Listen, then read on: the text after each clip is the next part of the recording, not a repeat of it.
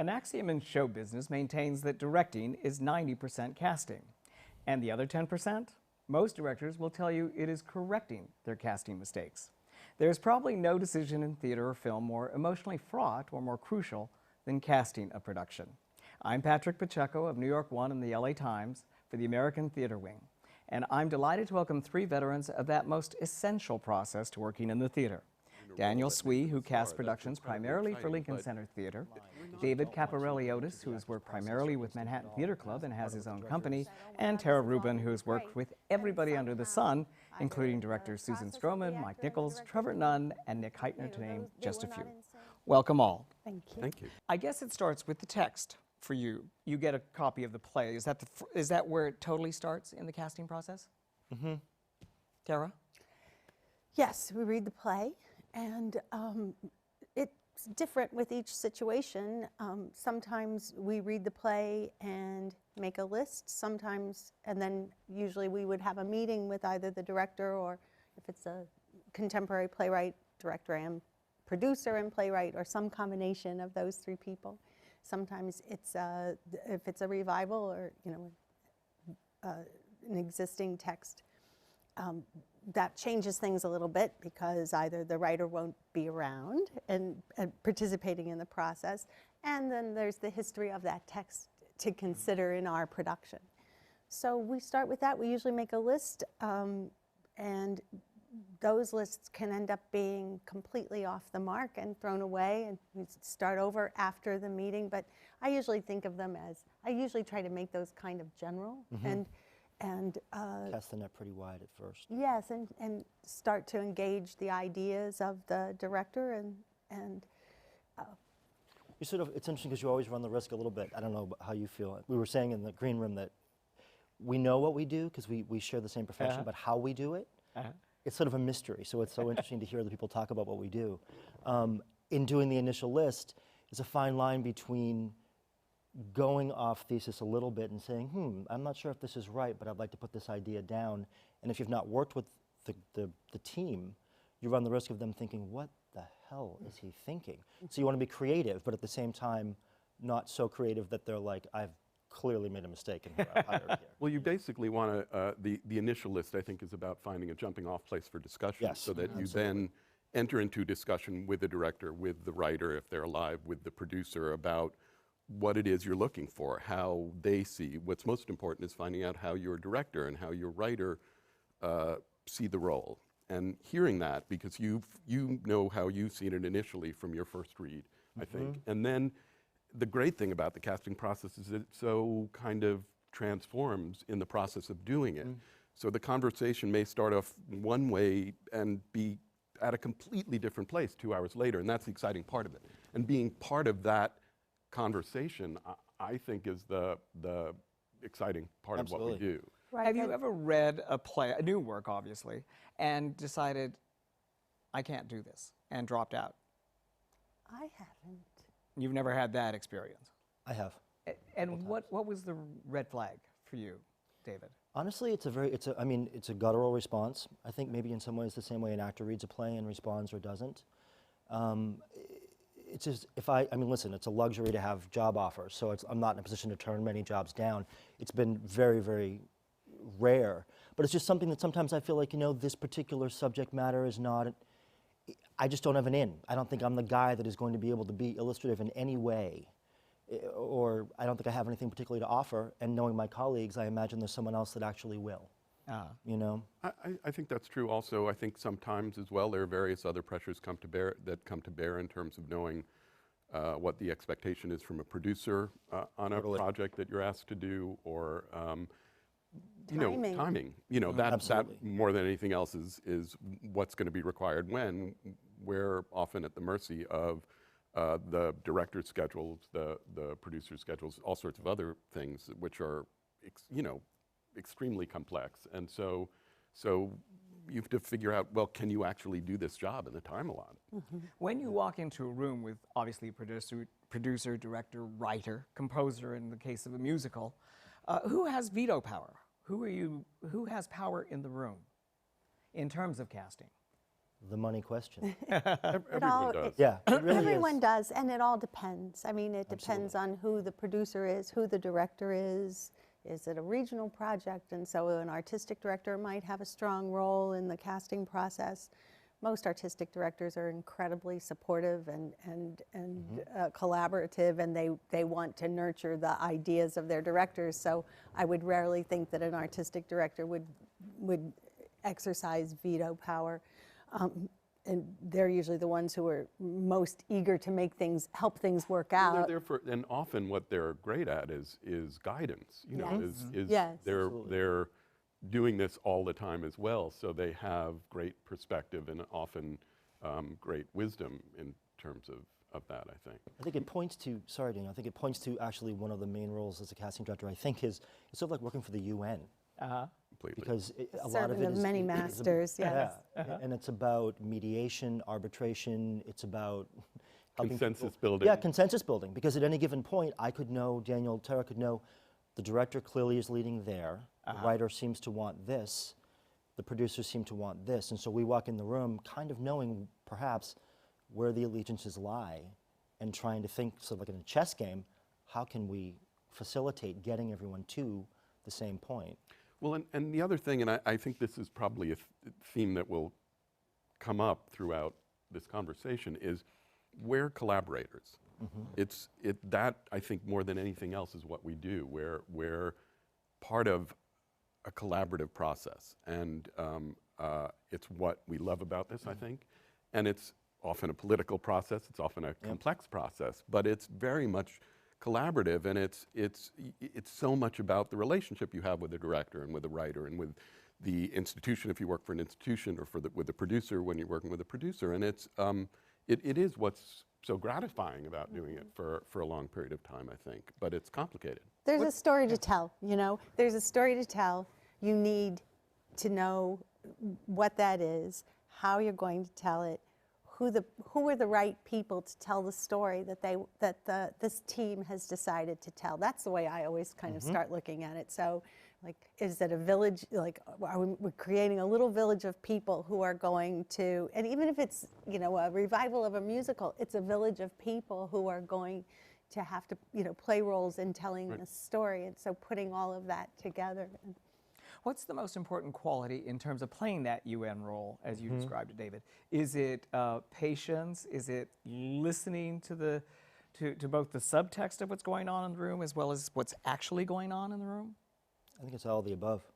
Absolutely. You have to be really good at and sensitive about reading people about, and really good about listening to them and seeing what different people want. And you know, some situations are completely what they are and are completely out front. It's like any relationships, and other ones are much more complex, and you have to figure out how to get other people to communicate with each other.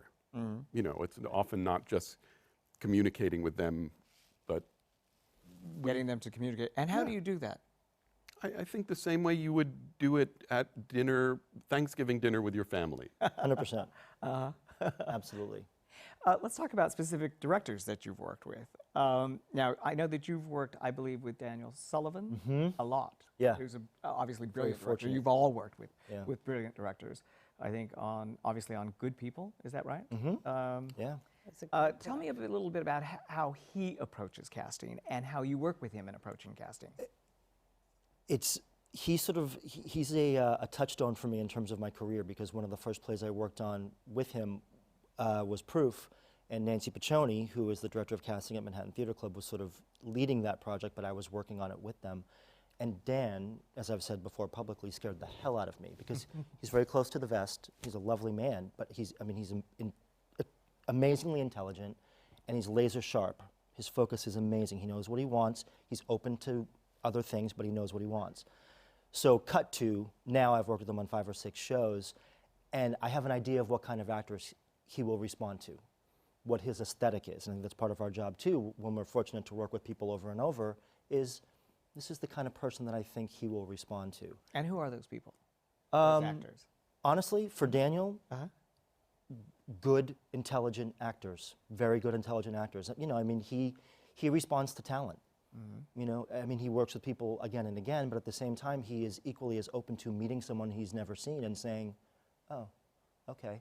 And I tell actors when they are coming in to audition for him sometimes, if you get an adjustment from Daniel Sullivan, if you get the part, that's icing on the cake. But if he actually says, okay, here, boom, you've been adjusted by a master. Genius, Good for you, 1 out of 20, you know.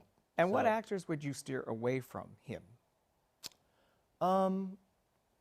That's a tough question to answer, honestly. You know, I mean, I think Daniel does like the actor to lead themselves. He will shape, he will, you know, gently nudge, but he's looking for sort of someone who is going to have clear ideas before they come into the rehearsal room. You know, so I don't know that, I hate the word needy, but an actor who's really looking for a lot of hand-holding is not going to be the kind of actor that you're going to want to send into a room with Daniel. You know? Fascinating. Tara, you've worked with Mike Nichols, right, on Spamalot, I believe, Country... The Country Wife. Country Wife. And I believe that that saying that we started with, casting, directing as 90% casting, has been attributed to him. I'm not sure he came up with it. But how is it like to work with Mike Nichols in terms of the actors you steer to him? Well, he's, you know, the most, you're working with him now, I think he's like the most generous person to be in a room with, and he loves actors and he loves talented people. So for me, it was a matter of sort of getting over my initial intimidation that I was like actually sitting in a room with a director who had sort of changed my life with many of the films that he did at certain points in his career, and theater productions too. So, but some things about what you said about Daniel Sullivan, I think, are similar. He responded to really talented people. In Spamalot, of course, we were doing a comedy, so it was people who, there were a lot of funny people who couldn't quite master the Python humor. And so that was a big challenge in the first couple of sessions. Had Mike done a musical at that point? Was that his first one, or had he? No, that wasn't his first musical, and he was, but you know, he's very, he knows everything that's going on in New York City at any time. And so it was really fun to introduce him. I know when Sada Ramirez came in to audition, it was a spectacular audition, and she's so spectacular. And I think he had seen her because she had been in a Nora Ephron movie, but he had never, you know, I don't think he really knew just how brilliant she was. So that was really fun to be able to introduce him to some new performers, and that turned out to be a really successful collaboration for the two of them. So I enjoyed that part of it. And he taught me a lot about about comedy. I mean, I'd worked on a lot of comedy, and I learned a lot about comedy from working with Susan Stroman too. But he always had this thing about not reaching out and never pushing and never, you know, not reaching out to the audience, but always having the audience come to them. And that really helped me as I continued to work on Spamalot to have, he said that early on in the casting process, and that was something that really helped me as I continued to find people to bring to him. It's interesting that because I think we learn from directors all the time. Every day. It's again, one of the great things about what we do, and that we've all had the privilege of working with incredibly talented directors. I mean, it's quite amazing. And you learn something from every one of them. You learn specifically about that show. You learn how they're working on something. You learn how they work with actors. But it gives you insight into how to do your own job tremendously. Certainly how to do your job for them, since we're working for them.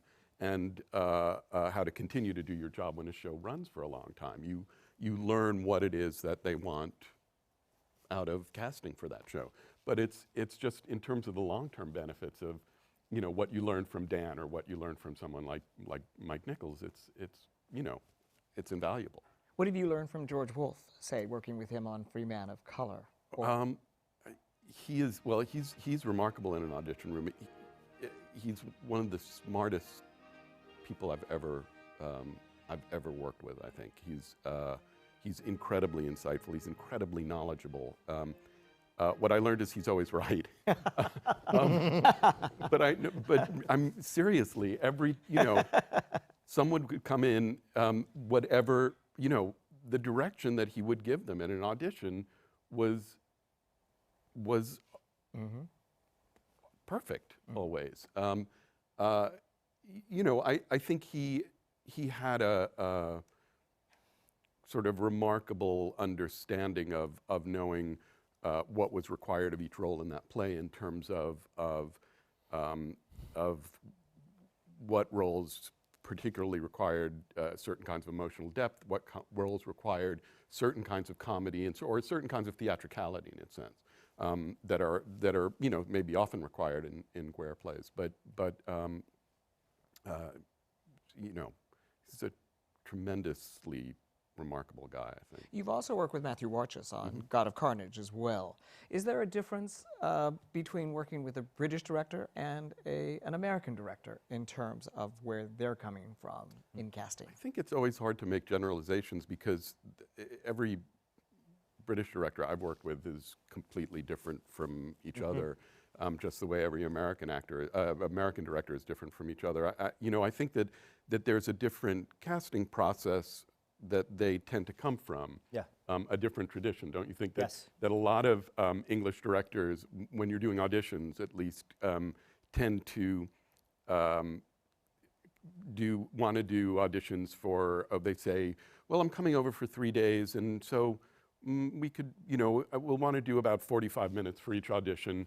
So, There's a like chat. there's a chat. But they do it, oftentimes there'll be a chat, so. The chair will come up to the table for the actor rather than it being farther away, and it's sort of.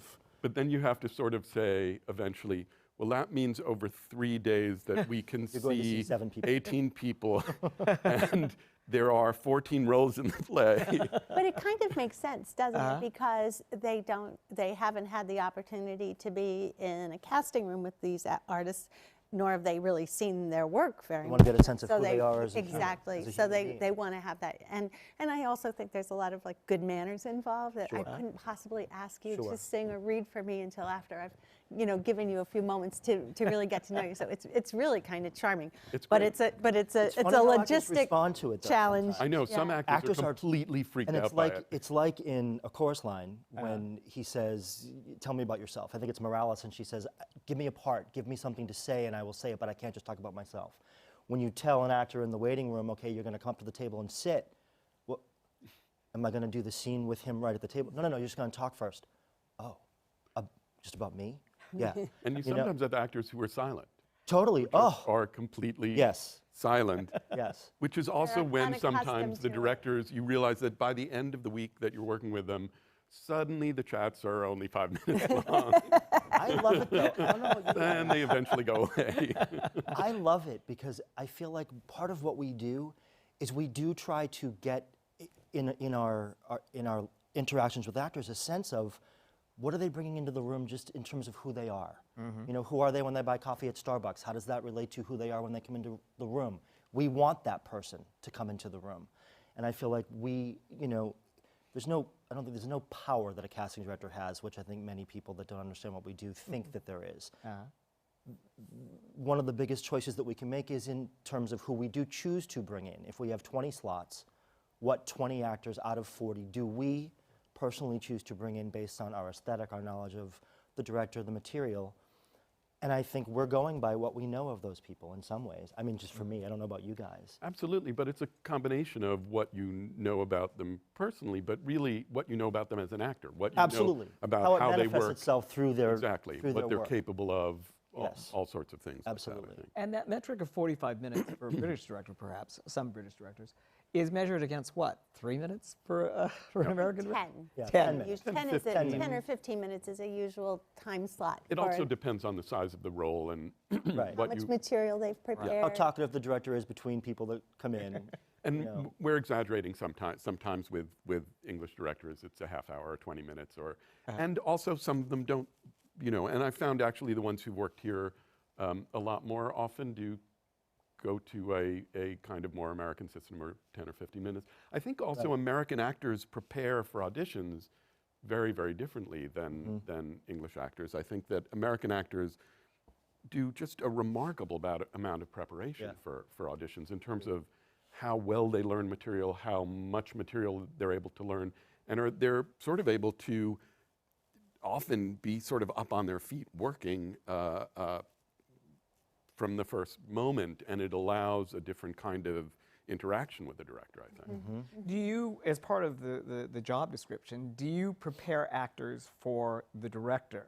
I mean, there's a famous story, obviously, that Meryl Streep based her character of Devil Wears Prada on Mike Nichols, which can be probably an intimidating to come into the room with Mike Nichols. Do you, these actors that you do choose for these slots, do you prepare them for the director in any way? I mean, I always like to make sure that they know what to expect, you know, but I don't, I mean, you know, I give them, we try to make sure they've had a script, the material that their sides and, you know, whatever material they've been expected to prepare. If there are a lot of people in the room, I often tell them that so that they can kind of avoid having that moment when they walk in and there are 12 people at a table.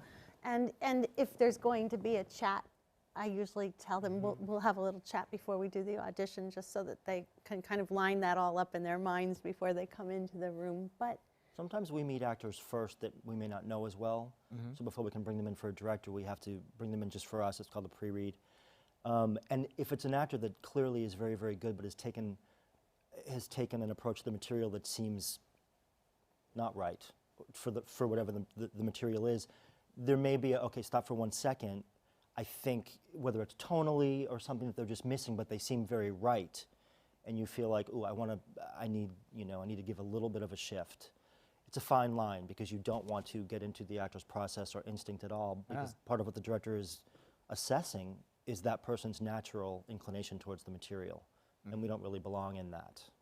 I don't think, you know. But you also want to help them if it's, you know, if it's a David Lindsay Bear play and they're playing it like Pinter. Something needs to be said, you know.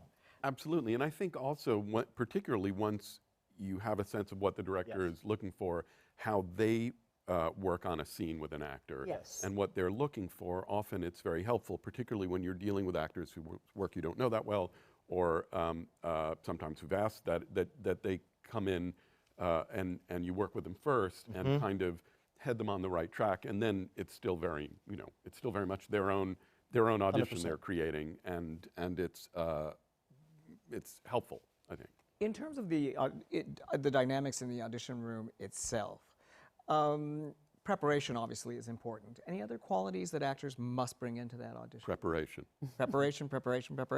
Preparation. And you know what else I think is an ability to be present and listen in the room, because sometimes if you think about it, and I'm so impressed that actors can do this. They've learned a song maybe in 48 hours or less, and they've worked on it, and they stop singing for a moment, and a director approaches him or her and gives them some notes, and that director could be Matthew Orchis or Mike Nichols or Daniel Sullivan, you know, people who are intimidating to us, and we work with them. Right. And so here's this person who's learned this music. She stops, she gets some information and some ideas, and is expected to apply them and work on that in the room. It's brilliant and it's fascinating, but I've seen actors just not be able to really take it all in. And they'll call you the next day and say, I know what he's talking about, now I can do it. But that ability to be able to be present and listen and take on ideas, I think is a great... And it goes to what Daniel's saying. If you are prepared, if you know the material backwards and forwards, you then have the luxury when you go in of being more malleable, of being able to take an adjustment that the director's giving. Some actors, I think, tend to do this active listening thing when a director is talking to them, where they're like, and it's actually, it's repelling it rather than taking it in. I think that's what Tara's alluding to. And it's sort of like you need to be zen in the moment and sort of like cock your ear like you're listening to a whistle in the wind, and you're not, and it's getting in, okay. And I think it's not only about being able to listen to the director, because sometimes the director isn't giving concise you direction at the moment. It's also about being able to listen to the audition reader. I mean, you need to be, it's like any good acting. You know, you can tell when people aren't listening in a production. Right. It's not good. Yeah. And when you Totally. can immediately, it is the quickest thing you can tell in an audition is if someone's not present. They're on autopilot. They're performing the scene as they have rehearsed it, no matter what, and they're not listening to the audition reader. And if an actor can figure out, and a lot of that is emotional, so that you can kind of quiet your nerves enough to figure out how you can walk into that room and actually be present enough to be in the scene and listen, that's all they can Buddhism. hope to do. I will be. And it's interesting, too, in terms of adjustments, some directors are far more articulate. They do know what they want. And there's some, clearly, that are searching themselves a little bit. And barely some, speak. Yeah. And barely speak. Or they're just, they don't, Or they don't want to. they don't want to. Some are kind of shy. Very shy. Joe Mantello sometimes stands in the back of the room. Hello. As an actor, he has the empathy. But I think some actors hear an adjustment that they don't agree with. And I think sometimes that's when something has to kick in, where that's a microcosm of the rehearsal room right there. The director is directing that actor. This is how it's going to be for 4 weeks. So if the actor falls into, well, here's why I was doing that, it's like, understood, you've prepared. This is what the director is thinking, and the adjustment may be terrible. One actor one time, this is no joke, a director behind the table said to him after his first read, I like what you're doing, but I think that the character is probably 68% more gay than you're playing him. So 68% more gay. And the poor actor, I mean, talk about deer in headlights, he's standing there like, I don't know what to do with that note. I'm going to offend half the room and my own sensibility, but I want the part. Next adjustment, I was wrong. I think it's probably actually 87% more gay. And the clearly the actor in that room, I apologize to him afterwards for the experience. He wants the job, but how do you do that? You go with it. The other thing that's interesting as well is that often with a play, and it's one of the other great parts about what we do, we're involved in a pretty early part of the creative process. Often the director hasn't even started working with designers on the play when we're casting. They or they're just starting to do that as well. So they're really getting their creative juices flowing, I think, at that Absolutely. point. And it's so you're very much a part of that, and the director often is learning about the scene and about the script through the auditions. So sometimes as they work with an actor, they're really, it's partially about what they're learning themselves, and what they may be looking for, at the beginning of the day may be completely different by the end of the day, or more likely by the end of the week. So it's again a really sort of fascinating process. The other thing I wanted to ask you was, have you ever been in a situation where a director has dismissed an actor and you've thought, give them another chance? Chased an actor down the street to get him back after the actor was being let. I'm sure we've all done this. Yep. Chased an actor to an elevator, called them on their cell phone, sure. Cell phones Absolutely. and texting have made that so much 100%. easier. We are advocates for actors at the same time, and that's part of what I love about the job. We see so much theater, we see the body of work of a lot of actors, which is a benefit, I think, in a room with a director that may not be familiar with that actor's work. And some actors who have Broadway credits, they have a legion of them, are sometimes not strong auditioners. And so it's our job, I think, to be able to say when someone leaves, here's what was going on there. I know this person, I know what this is. Some directors, you read the room, and sometimes the director doesn't want to, they know, and that's fine. I think you can usually tell when it will be worthwhile to try to open up the discussion to reconsider an actor who's been dismissed. Sometimes and it depends on the basis for the rejection too. Sometimes you just know. If it's metabolic and the director was just like, that's right, it's not going to happen. Or just the imagination of the director. There's no ground of commonality between the imagination of this actor and the imagination of this director. Right. But sometimes if it's a function of the audition itself, or if it's an artist that you really feel that you've seen do many, many different things, then I feel a little more confident speaking up and suggesting that we might take another look. And it can be any of a number of things, or sometimes someone leaves the room and you say, well, maybe we should have thought of them for a different role. And the director suddenly says, yes, can we get them back in for that? And, and then it turns into, the mad 100-yard sprint and who can run the fastest. You become Jerry Lewis all of a sudden. Yeah. What happens when an actor comes with a lot of baggage? I mean, lots of talent, but also lots of baggage in terms of discipline or Luggage? Yes. Props? Luggage, or I meant emotional baggage. You know Right. what I mean? Do you send the warning flares up to the director? Look, she's going to be difficult, or he's going to be difficult. I just want you to know going into this that there was I probably would have thought of that before I brought the person in, and To begin probably with. chosen not to at the beginning, Yeah. or not, if it doesn't seem like it's going to work with the personality of the director. Someone with that big a personality probably would have been discussed before he or she walked in the room, so that there would have been some, either in a creative meeting or in an initial meeting. You might have. That's where the lists are very useful, because you can put a lot of those names of those people, and then that kind of will generate a discussion like, oh, do we want to deal with him and all of that stuff that comes with him or her, and oftentimes you do. And so Sure. if it's Is it worth it? kind That's of the question that that's gets right. asked. It Is gets it worth it? And is there somebody else who doesn't have that? We'll look at those people too. But chances are we do want to do. And everything is so individual. There are some people who may say, oh, so-and-so is so difficult to work with, I would never do that again. And other people love working with them. I mean, it's the way everything relative. works in life. It's all so subjective that you can't, there are very few people that you dismiss because you think, oh, well, they have emotional baggage. We all have And emotional some baggage. actors are keen talkers, and a director will respond to that. And some directors are a lot more, let's just get right down to it, and You're so we don't polite and really want nice, to, keen and talkers. we don't want to be, we don't want to be. That's my old boss, Jeff Johnson, is Oh, I'm yeah? a keen talker. talker. Yeah.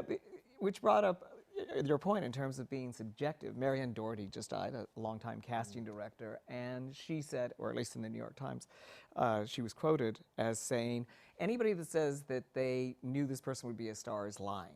It is a gut instinct. You go by your gut and luck in terms of this. There's something in your gut that says this person has the potential to be a star. Do you sort of agree with her on that level? And is your nightmare sort of turning down the next Barbra Streisand, the next Meryl Streep, the next big star to come along? No, I mean, I don't think, I think it's fantastic when you've cast someone or you've been involved in a casting process where someone was put in a role that made them a star. That's incredibly exciting, but our job isn't to make stars. Our job is to cast plays really well. Tell stories well. And tell stories well. And that, I mean, I know that probably sounds boring, but it's really true. I think that the other part is an aspect of it, and it's exciting, Absolutely. but it's not. I mean, there are those moments when you're sitting in a room and you're like, this person has something that is All the unique time. and special. All the time. Whether they're going to be a star or not, who knows? What that even is. And whether you're going to get the opportunity to help cast them in that particular play or not, Right. who knows? A lot of times what we do is you see people and you think, wow, they're fantastic. They're not quite right for this, but they're right for 6 other things I'm working on, or maybe you don't have the chance to bring them in again for 2 years for something. Right. And that's sort of. It's Yeah. a slippery slope, Patrick, in terms of saying, do you then question yourself if someone slipped through your fingers in some ways? And people are at different stages in their careers. Someone that we meet now Nina Arianda, we saw her in her league showcases at NYU. I have a good memory of Nina in that, but certainly I did not know at that time, when I saw Venus and Fur at CSC, I sat there and I thought, you are kidding me. This is something that is truly exceptional. And I had seen her already, but not that. And that's what makes this job amazing. We're not seers. We're not, you do the best you can with your instinct. But that's when it's exciting. I must admit that every once in a while there is that moment where the pictures are out on the table and someone is avoided, and I think to I would never say it in the moment, but I think, well, you know, okay, someone else is going to be, you know, she's going to be in, she's going to be brilliant in somebody else's play, and we're missing an opportunity here. I'll actually not say say that. that? Yeah. But I think I'm too bossy. I think I'm more bossy than you, probably. I'm probably not bossy enough. But, you know, there are those moments where you think, oh, here's an opportunity missed. Yeah, You know, 100%. but, you know, but 100%. Interesting. Michael Hall years ago. Michael was one of those actors who he worked, but probably we knew before a lot of people that something was very special about Michael and Dexter. Yes, it's the realities of the marketplace, certainly, that we have to have, producers feel that they have to have stars, or the insurance of a star. Do you personally, on some personal level, feel that their stars are taking jobs away from actors who can do a better job, really deserve it because they've paid their dues, or would have a chance to go into, through that role, get into the star level? On a personal level, It's a complicated question. I mean, I look at Tara casting Daniel Radcliffe in How to Succeed. Well, I didn't cast But casting How to Succeed, that production is employing how many actors? And so if for the one role they offer it to Daniel and he is getting he's work great in for it. a lot of and he's fantastic. You know, it's Yeah, I mean, I think star casting gets a dirty name in a way because it feels like it's some Faustian bargain, I think, and it's not often that. I mean, if you actually think about stars who have done theater who truly couldn't do it, where it's egregious and it just seems so mercenary and there's nothing artistic about it, I don't think that happens as often as people would like to make it seem, you know? So I think if it's the difference between a play that's worthy being produced and not being produced, I think it's a question, you know, it's part of the times. It's a reality of Broadway right now, and even off-Broadway right now, that there is a great pressure to have recognizable names in order to sell tickets, in order to raise money, in order to secure theaters. And so it's just a grim reality. And sometimes star casting is really exciting, and we learn something about that artist that we didn't know before when we see him in a play or a musical or whatever. And sometimes, you know, we kind of all shake our heads and think, dang, that was a near miss, wasn't it? You know, it could have been better. Sure. But it's I think of it as just, I can't rail against it because it's just part of the way it is. I agree with that. It's the reality, and so we have to deal with it. I think what's unfortunate is that I think the climate is making it increasingly difficult there's sort of star inflation, so that people who 10 years ago would have been considered a star and would have sold a production no longer are in the same way, and I think that's unfortunate. Well, there's this this whole. I think that actors get better and better the more they work, and so if you get to star if you play a leading part in a show, then that becomes kind of the fabric of who you are as a performer. So the more you do that, the more, you know, of a star you become, and when you have fewer and fewer opportunities to add into that general fund of talent, then something is happening. I think that might be what you were kind of pointing at. Yes, exactly. And yes, of course, that's going to... It deprives people of opportunities. But the other thing deprives is people of growth. Which is why, like, rep companies, like Cherry Jones at ART for years and years and years, playing so many roles. I think that's what you're talking about in some ways. You know, stretching as actors. Actors have to go out of town increasingly now to play roles that they really want to play at regional theaters. How does casting a star affect casting the other roles? Does it change the dynamic? Does it change the job? It's so hard to make a generalization about that, I think, because it depends whether it's probably a show where it's a single star versus a show that's 4 stars or something like that. I think it's a very different dynamic in each situation. How did it work in God of Carnage? Like, did you have to keep like all 4 actors in mind every time did you always have to think of it as like who's married to who? Like, were you always thinking about all 4 at? Well, I think you'd that always everything always would fall into one person would fall into place, and then that kind of begins to influence So someone the would rest say of the yes, casting. and then Yes. you would say, okay, now we Yes. go So- into, yeah. So who would they be married to, or who therefore is the right contrast in another couple, that sort of thing. And that became kind of someone has to sort of start the ball rolling in a sense, and that's Yeah. what would always do it. Sure. You're talking about chemistry largely then here, right, to some extent? You're talking about chemistry primarily from an artistic point of view, and then you're also, I think, talking about, from a commercial point of view, you're also talking about figuring out how that also impacts things. When a producer says, okay, we have one crass term A-list star, Denzel Washington in Fences. Right. Denzel's going to sell tickets alone, no matter who else you put in that production. Putting Viola Davis in that production with him artistically is dynamite, you know, so that's fantastic. That said, Denzel would be enough to cast a very, very good New York theater actress in that role as well. People are still going to come to see Denzel. How many Denzels are there in the world? There's not a lot. There's not a lot of Hugh Jackmans. That's rarefied air. I mean, that is, you know, $60,000 at a Broadway Cares auction afterwards tells you what that is. That's over the top. You know, so the idea of, I don't know about you guys, I'm curious actually. I feel like part of our jobs now is to understand what producers think of stars who might sell tickets and what we think, I feel sometimes is disparate. Absolutely, and different producers feel different ways about stars than theater owners do, and it's a complicated thing. It's interesting because it's a process we've become involved with at times. I mean, at Lincoln Center Theater, it's primarily not, which is fantastic, but it's something that casting directors have become involved with by the necessity of often requiring a star in order for a production to go.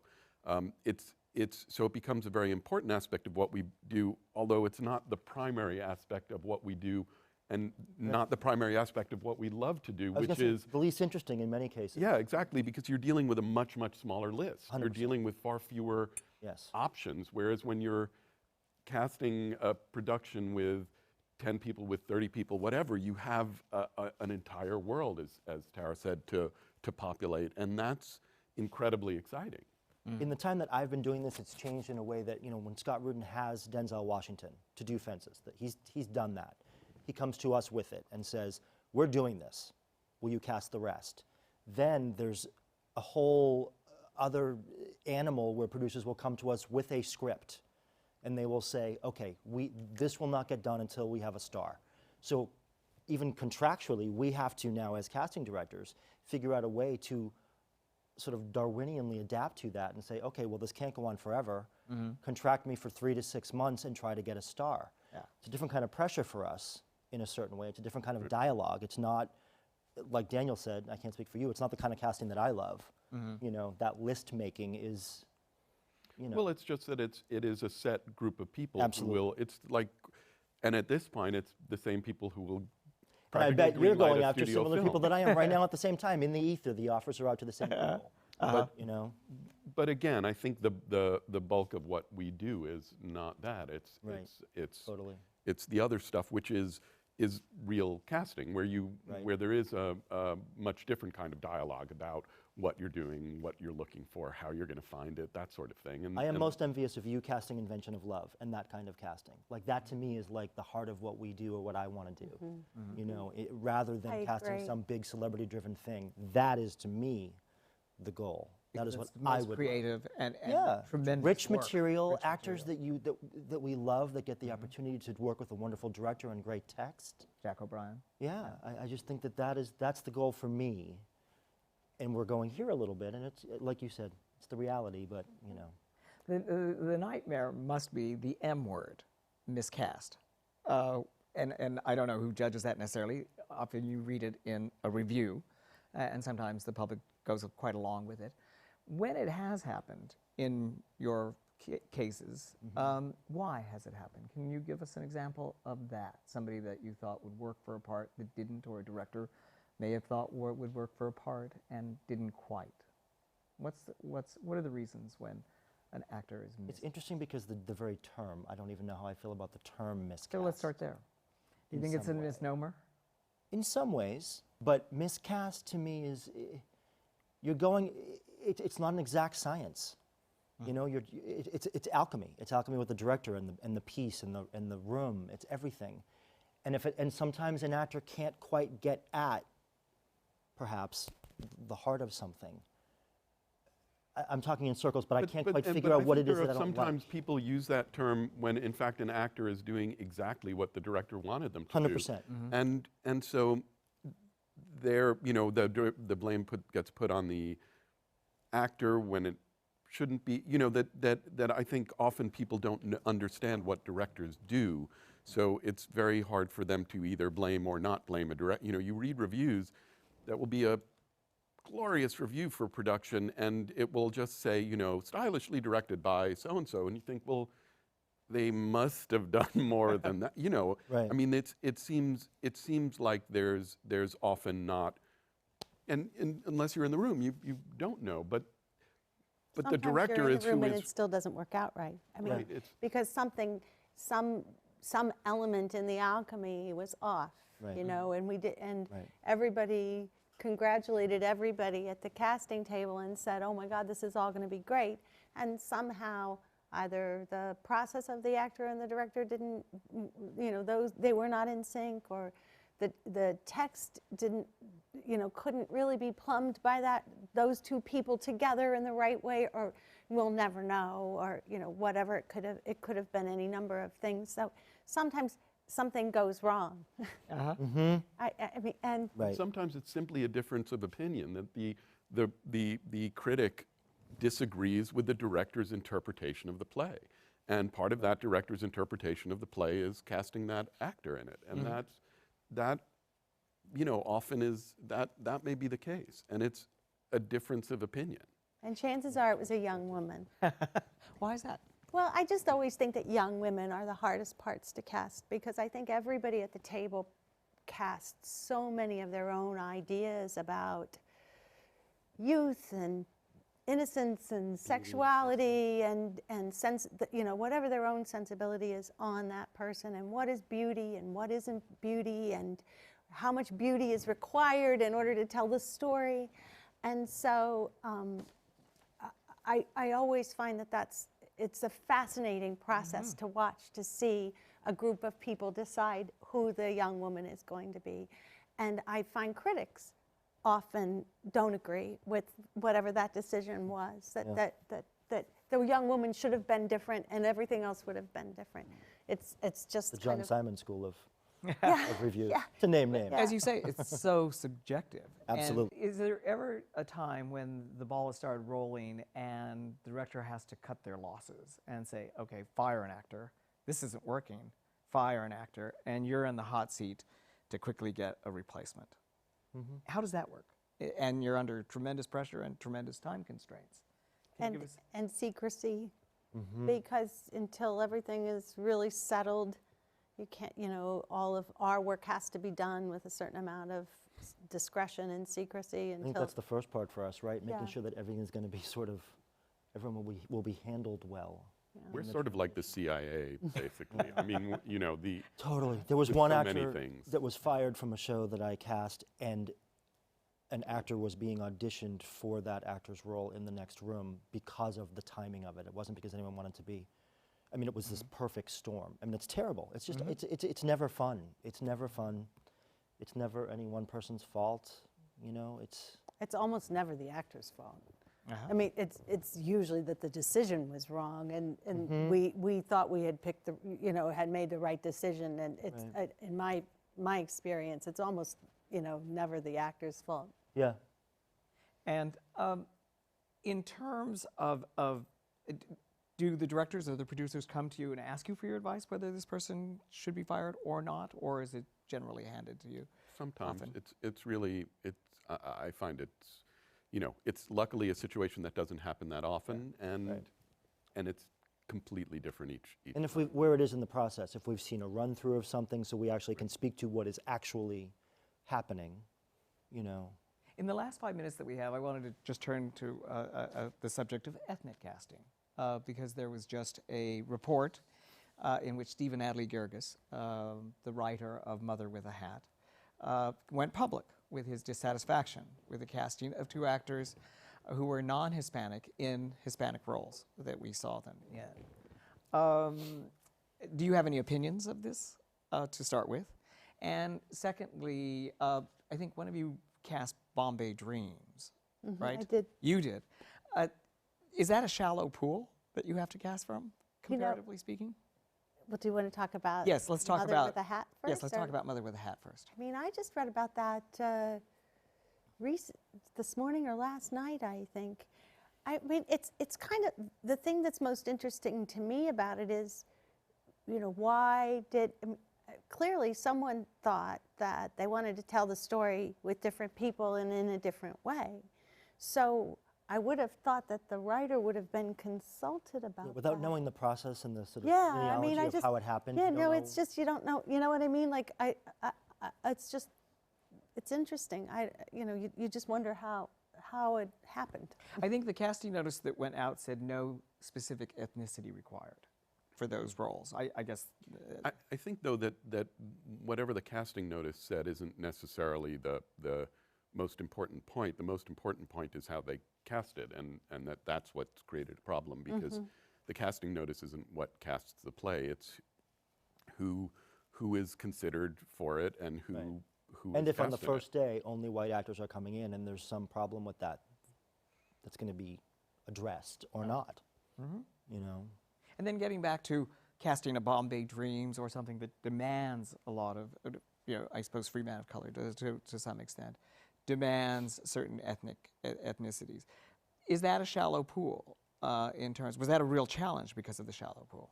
Well, it was just because it was also a musical, you know, and so we had to find singing, dancing, South Asian actors. So that was the most challenging part of it because, you know, there's a huge movie industry in India, and you know there are many South Asian actors, but there weren't a lot who sang and danced. And so we had auditions in Vancouver, L.A., San Francisco, Chicago, New York, London. So we went Toronto, and we cast people in every city. That was the fun part. On opening night, like there was somebody from each stop of the casting trip. And so that was good.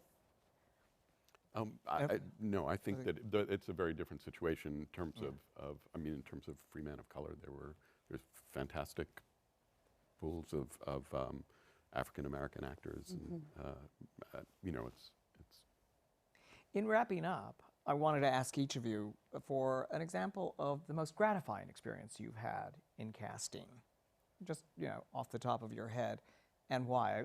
Obviously, you mentioned of love for him, but just go down the line and say what God, there's so many. has been among. Just Honestly, an example. For me, it's just been being able to work with the people that I've been able to work with. Quite honestly, the directors.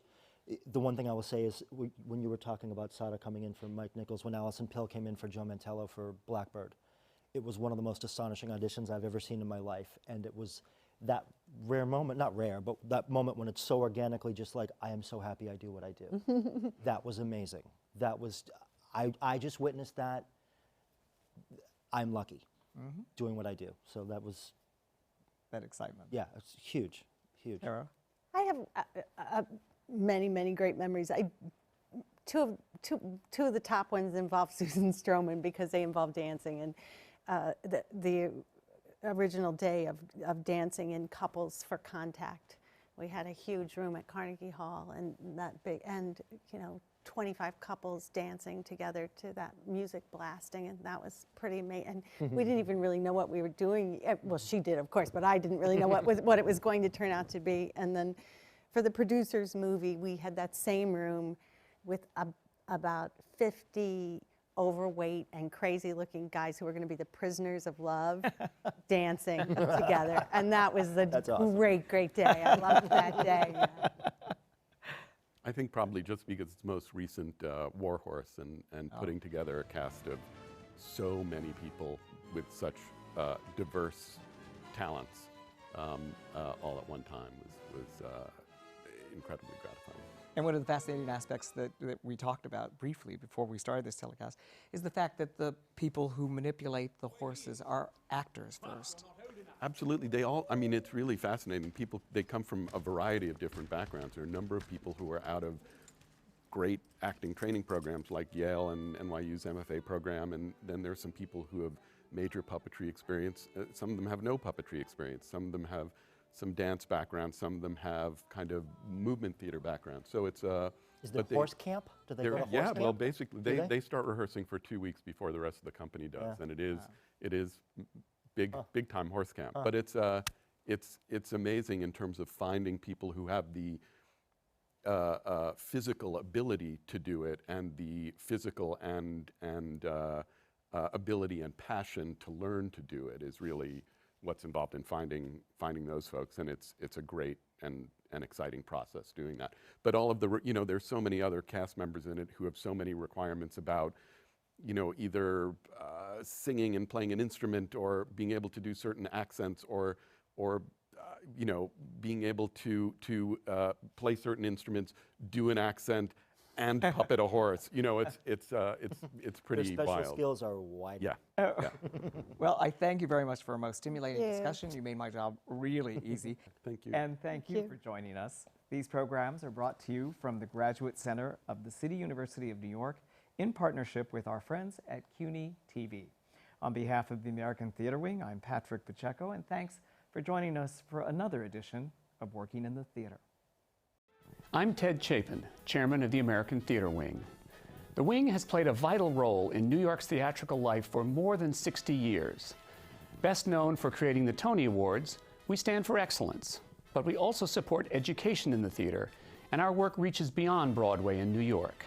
The Working in the Theater television programs, which are supported by the Annenberg Foundation and the Dorothy Strelsin Foundation, are unequaled forums for discussions with today's most creative artists.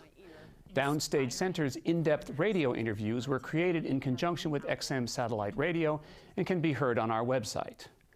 For people who are starting their careers, we have a 2-week boot camp for aspiring actors from colleges across the country called Springboard NYC. And our theater intern group provides a forum for young people who are starting their careers to build a professional network. All of the American Theater Wing's educational and media programs are available for free on demand from our website, americantheaterwing.org. Thanks for your interest in the Wing, and thanks for watching.